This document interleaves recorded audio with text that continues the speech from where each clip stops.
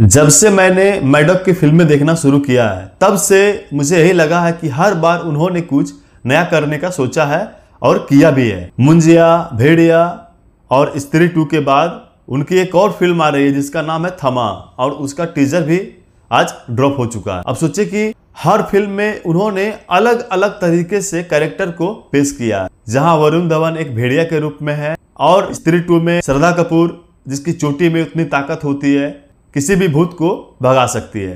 स्त्री 2 में देखा होगा आपने आयुष्मान खुराना को किस तरह से उन्होंने किया था उसमें काम, लेकिन जब उनसे उस सरकटा का मृत्यु नहीं हुआ था तब आया था वरुण धवन भेड़िया के रूप में, और जाते समय उसने कहा था अपने दोस्त जना को मुझे दिल्ली जाना है, वहां कोई खून चूसने वाला आया हुआ है। वहीं पे हम लोग को समझ जाना चाहिए था मैडॉक की तरफ से एक और फिल्म का हमें इंडिकेशन मिला है। तो आज जाकर पता चला है थमा मूवी का टीजर से कि एक वैम्पायर पर बेस्ड होगी ये मूवी, जिसका टीजर उन्होंने आज दिया है। टीजर मैंने देखा, काफी अच्छा लगा मुझे।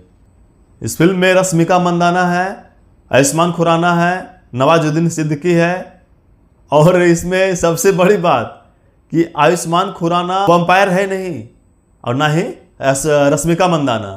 वैम्पायर दिखाया जाता है सिर्फ नवाजुद्दीन सिद्दीकी को। एक भालू की चपेट में आने के बाद उसे ब्लड की आवश्यकता पड़ती है, हॉस्पिटल पहुंचाया जाता है, तो उसके ब्लड में शायद कुछ मिलावटी कर दिया जाता है जिसके कारण वो वैम्पायर बन जाता है। इस टीजर में मुझे जितना देखने को मिला, मुझे इतना ही समझ में आया कि रश्मिका मंदाना और आयुष्मान खुराना का जो लव स्टोरी है वो 75 साल पहले, 100 साल पहले का है, और उसका पुनर्जन्म होता है और वो फिर से मतलब दिल्ली में रहते हैं।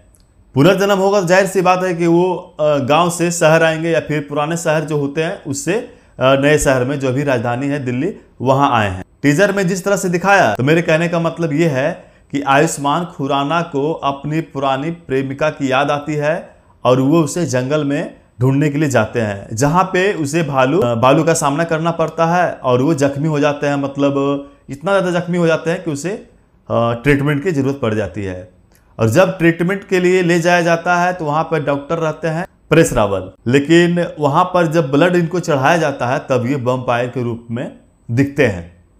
ऐसा मुझे टीजर से समझ में भी आता है, आप अगर देखेंगे तो नोटिस कीजिएगा वहां पर। लेकिन रश्मिका का रूप स्टार्टिंग में ही दिखाया जाता है वैम्पायर जैसा, लेकिन मुझे रश्मिका का एक भी दांत इस साइड से और इस साइड से निकला हुआ नहीं दिखता है।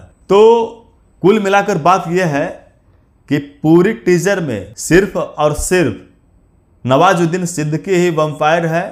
आगे कोई हादसा होगा या जो भी होगा, भालू अटैक करेगा, उसके बाद आयुष्मान खुराना वैम्पायर बनेंगे या फिर रश्मिका मंदाना वैम्पायर बनेगी, वो बात की बात है। टीजर में ये साबित नहीं होता है, और लास्ट में इन्होंने लिखा भी है कि ट्रेलर कमिंग सून, यानी ट्रेलर जो है वो तो मान ले दशहरा के बाद ही आएगी क्योंकि मूवी रिलीज होने वाली है दीपावली। बाकी बात करते हैं इसका CGI VFX, ये सब जो है वो थोड़ा नॉर्मल है, खास नहीं है, लेकिन स्टोरी अच्छी रहेगी तो चलेगी भी। हालांकि मैडॉक ने कभी निराश नहीं किया है, उन्होंने जब भी फिल्म बनाई है संतुष्ट किया है 100%। बाकी देखते हैं, इसका ट्रेलर आता है तो और बातें सामने आएगी। चलिए मिलते हैं अगले वीडियो में। जय हिंद, जय भारत।